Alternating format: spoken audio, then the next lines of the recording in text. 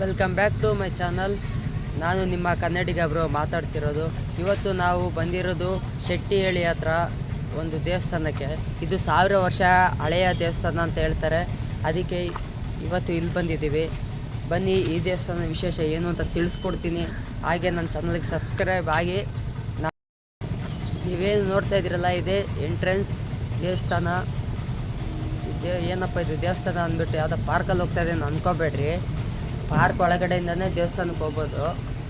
ಹಂಗೆ ಬರೋಕ್ಕಲ್ಲ, ಅದು of road. ಮಳೆ ಬಂದಿರೋ ಕಾರಣದಿಂದ ಆ ಕಡೆಯಿಂದ ಬರೋಕ್ಕಾಗಿಲ್ಲ. ಅದಕ್ಕೆ ನಾನು ಈ ಕಡೆಯಿಂದ ಬರ್ತಾಯಿದ್ದೀನಿ. ನೀವು ಬೇಕಾದ್ರೆ ಆ ಕಡೆಯಿಂದ ಬರ್ಬೋದು, ಮಳೆ ಇಲ್ಲ ಅಂದರೆ. ಮಳೆ ಇದ್ದರೆ ಅದು ಆಫ್ ರೋಡ್ ಚೆನ್ನಾಗಿಲ್ಲ.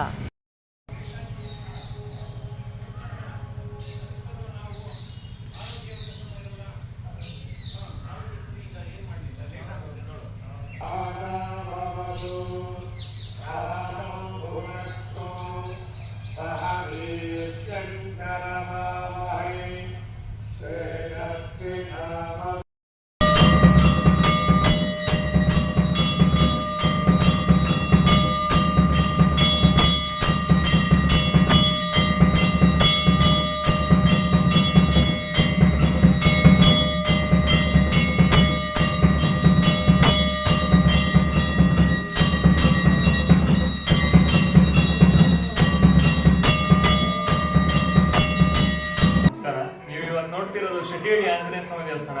ಇದು ಬರೋದು ಜಾಲಹಳ್ಳಿ ಪೀಣ್ಯ ಹತ್ರ. ಇದು ಈ ಆಂಜನೇಯನ ವಿಶೇಷತೆ ಏನು ಅಂದ್ರೆ, ಈತ ಬಂದ್ಬಿಟ್ಟು 1000 ವರ್ಷದವನು ಅಂತ. ಈತ ಹೊಯ್ಸಳರ ಕಾಲದ ಲೆಕ್ಕ ಬರ್ತಿದೆ ನಮ್ಗೆ. ಆರೂಢ ಶಾಸ್ತ್ರದಲ್ಲಿ ಪ್ರಶ್ನೆ ಹಾಕಿದಾಗ ಈತನಿಗೆ 1000 ವರ್ಷ ಆಗಿದೆ ಅಂತ ನಮಗೆ ಲೆಕ್ಕ ಸಿಗ್ತಿದೆ. ಹಾಗೆ ಇದೇ ದೇವಸ್ಥಾನದಲ್ಲಿ ಹೊರಗಡೆ ಒಂದು ಬೃಂದಾವನ ಇದೆ. ಒಬ್ರು ಅವಧೂತರ ಸಂಪ್ರದಾಯಸ್ಥರು ನಮ್ಗೆ ತಿಳಿಸಿದ್ರು, ಅದು ಬರೀ ಬೃಂದಾವನ ಅಲ್ಲ, ಅದು ಋಷಿಗಳ ಜೀವಂತ ಸಮಾಧಿ ಅಂತ.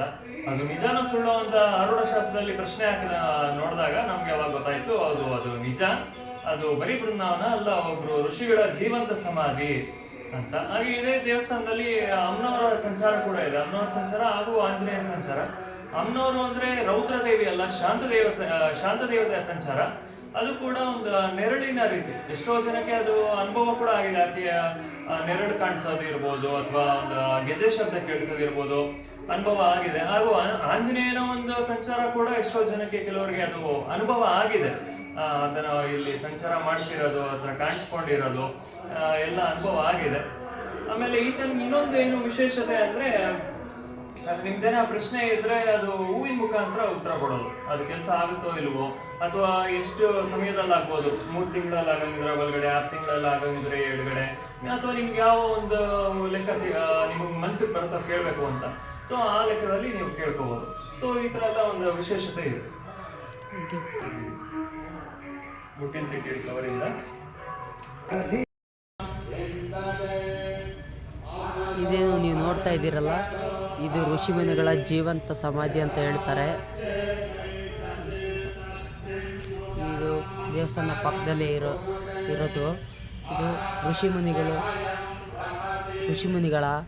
ಜೀವಂತ ಸಮಾಧಿ ಅಂತ ಹೇಳ್ತಾರೆ. ಇದೇನು ಹಾಕಿದ್ದಾರೆ, ಋಷಿ ಜೀವಂತ ಸಮಾಧಿ ಅಲ್ಲಿ ಹಾಕಿದ್ದಾರೆ ನೋಡಿ, ನೀವು ನೋಡ್ಬೋದು.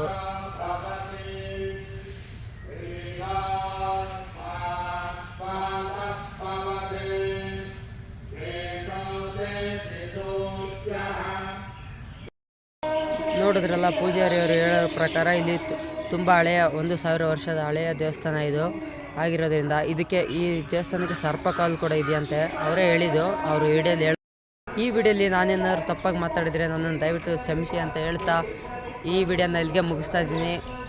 ಬಾಯ್.